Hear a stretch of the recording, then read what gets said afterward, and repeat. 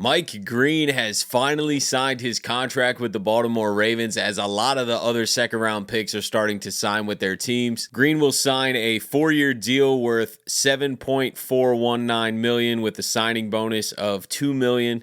His 2025 cap number will be $1.3 million. Now, the holdup was never about how much he was going to get or what the years were or anything. All that is already slotted in. It was purely over guaranteed money. So we've known that he's going to sign this exact number deal that he signed.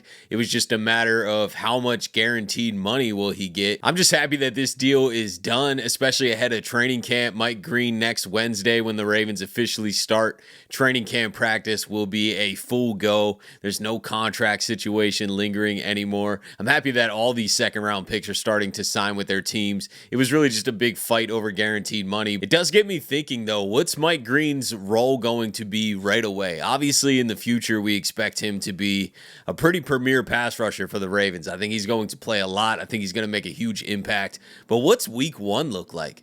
Is he just in a rotation with Adisa Isaac and Ajabo and Van Noy? If I had to guess, I think he could be ahead of Adisa Isaac and David Ajabo. I think Kyle Van Noy could end up playing less minutes this year just as he's aging and as we're getting some younger talent.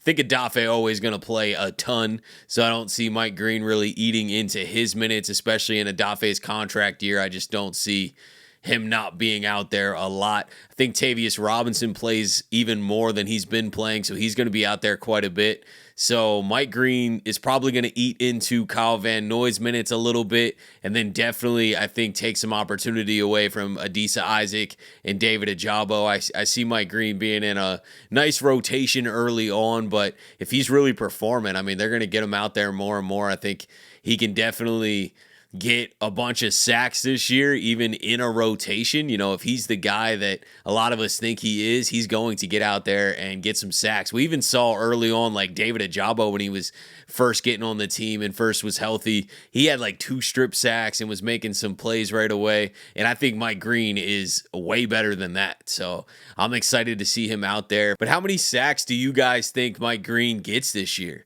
I think conservatively, I'm going to go with 6. But I would not be shocked if he could get 8 to 10, just depending on how much volume of snaps he's getting. But I'm going to go with a conservative guess and go 6 sacks this season, and one of those is going to be a strip sack.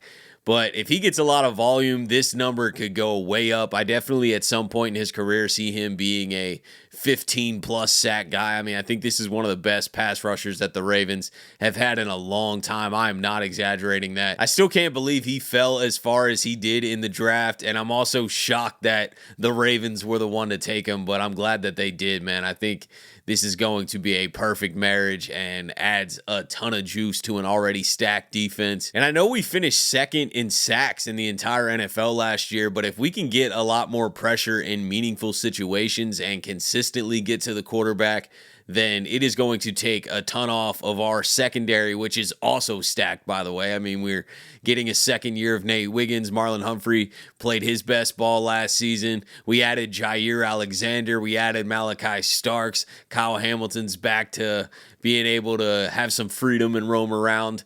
I don't think the secondary is going to need a lot more help, but the pass rush and coverage always work together. The quicker that you're getting to the quarterback, it just really helps out the coverage. And if you have great coverage, it allows an extra second for guys to get to the quarterback. And I think that the Ravens are stacked at both of those positions, and it is going to show this year. This is a top defense, man. It's a top 5 defense in the NFL, paired with a top 5 offense. So, I mean, there are honestly no excuses. The Ravens should have a very successful year. I cannot wait for this season, man. We got training camp next Wednesday. That's when they're actually practicing.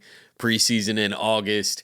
And then the regular season first week of September opening up. Sunday night rematch in Buffalo. I can't wait. I cannot wait, man. The season is right around the corner, and the Ravens have everything they need to go get the job done. But let me know what you guys are thinking about everything. I'm sure you're relieved that Mike Green is officially signed. Let me know what your guys' thoughts are. Appreciate you, as always, for tuning in to another episode of the Flock Rundown.